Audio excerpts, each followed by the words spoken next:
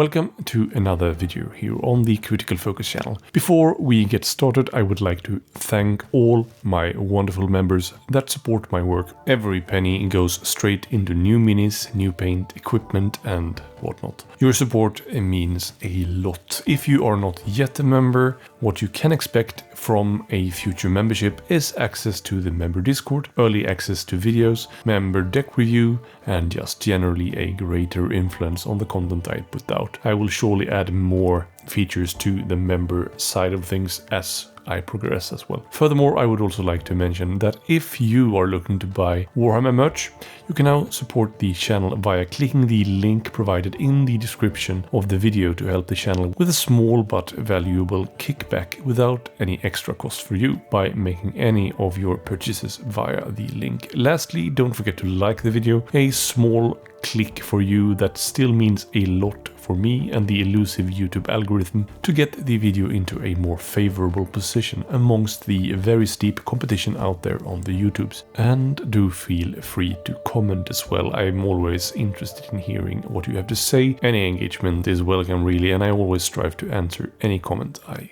do get. Our lives were forfeit long ago.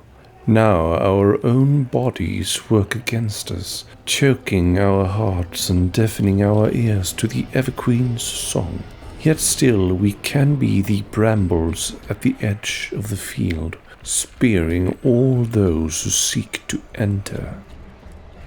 Creeping from the gnarlwood come the sylvaneth of the Twistweald, their arboreal beauties splintered by parasitic plants. These incurable pariahs plunge into tainted forests that their brethren would never dare tread, isolating themselves whilst venting their fury upon any who trespass. The Twistweald were once sylvaneth like any other, flourishing with Alariel's life-giving magics. Now their bodies are grown over with parasitic plants that choke their bark and muddy their minds. These amalgamated creatures wander in a state of pain-induced madness and confusion, attacking with lashing, thorned roots and clouds of vicious spite swarms until their enemies are shredded into pulp. The organisms that infect the Twistweald sylvaneth are unique, composed of both fungal elements and plant vines. Sufferers have been documented across the realms, though the first known appearances of the parasites originated from the gnarlwood. The native sylvaneth round the forest have been increasingly displaced due to the threat of questing warbands, leading some close to Talaxis itself. Seeds from its realm-shaper engines embedded themselves deep within the arboreal guardians, subsuming them with frightening speed. Those close to death became so racked with agony and fear of the tendrils consuming them inside that they went mad, attacking their allies in the process. Many traveled to Gyron in search of medicines or blessings that might heal them of this terrifying affliction. By the time the Sylvaneth Groves realized the nature of the infection, it was too late to curb the spread. Entire branches of the realm roots, those mystical pathways that allow Alariel's children to cross realms, had to be destroyed after infected dryads traveled to greenholds in Akshi, Gyron and beyond. Those that were found to have the parasites within their bodies became known as the twist root, for the twine of the interloping plants burrowed under their bark flesh and coiled around their bodies. These saprophyte growths slowly took over their hosts inside and out, transforming them into beds of mycelium caps and tendrils and cutting their minds off from the spirit song entirely.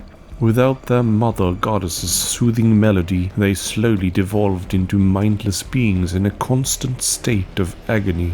If this parasite was not stymied, the sylvaneth's very existence would be put at risk. Many sufferers were forcefully ejected, exiled, or even burned in efforts to keep the mold from spreading. Alariel herself might have been able to heal the cursed growths, but bringing such an all-consuming parasite into the heart of Gyron was deemed immensely dangerous. It was the swarm sages that first discovered a way to delay the parasite's progress. These druidic revenants can commune with hives of spiteswarm, insects suffused with jade magic that leaves them capable of consuming corrupted matter. The swarm sages were previously seldom seen, remaining within their groves as healers or as a last line of defense against the insidious creep of chaos. When it was discovered that their spiteswarm charges could consume the Twistweald's parasites mycelia, their groves increasingly dispatched them to treat the ailing. Yet even the ministrations of these magic-infused insects could not fully remove the parasite's influence, as they could only consume the surface growths, lest they damage the lamantiri within. The invasive plants would quickly grow back in a matter of days. So it was that many swarm sages set out to lead the wields of Twistweald Sylvaneth, their constant presence able to keep these unfortunates alive in permanent exile. This often leads to the healers themselves becoming infected, but it is a price many feel worthy paying to alleviate the sufferings of their siblings. The Twistweald parasite manifests differently upon each host. More recently infected may only have telltale thorn filaments beginning to crust the edges of their bark flesh, whereas those barely staving off complete consumption have hideous warped faces covered with thick layers of mushroom caps. The roots of the invading plants can often be seen weaving painfully in and out of a Twistweald revenant's pale bark flesh, sometimes replacing eye sockets or hair. Even after a Twistweald's attending swarm sage removes the surface growths, these roots under the skin are impossible to fully purge, leaving the hosts in constant agony. As such, they barely hang on to their sanity day by day, redirecting their pain into each devastating cleave of their weapons. Much like their kin, they rely on curved glaives and beautifully wrought swords, though some have learned to use the lashing roots of their parasite as deadly weapons as well. Many now sport whips capable of puncturing and tearing through even the toughest of flesh. Others Sylvaneth fear encountering the Twistweald, for some of these roving warbands have slid too far into madness to tell friend from foe, obsessed with infecting others due to their parasitical survival instincts.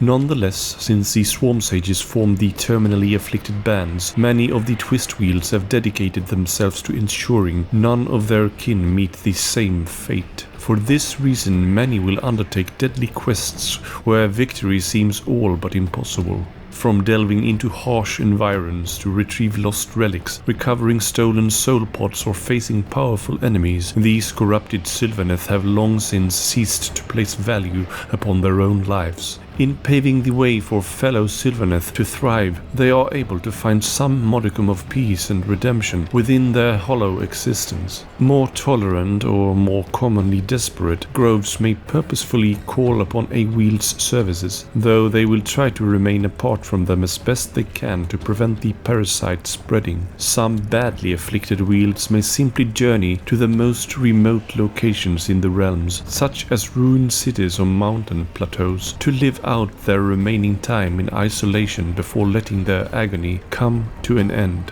These resting places are marked out by blankets of choking liana left behind. The most dangerous of Twistweald, however, are those that cannot accept their fate. These groups constantly seek out new realm routes and paths across the realms in an attempt to reach the Everspring Swath, caring for nothing save finding their mother goddess and receiving her blessed healing.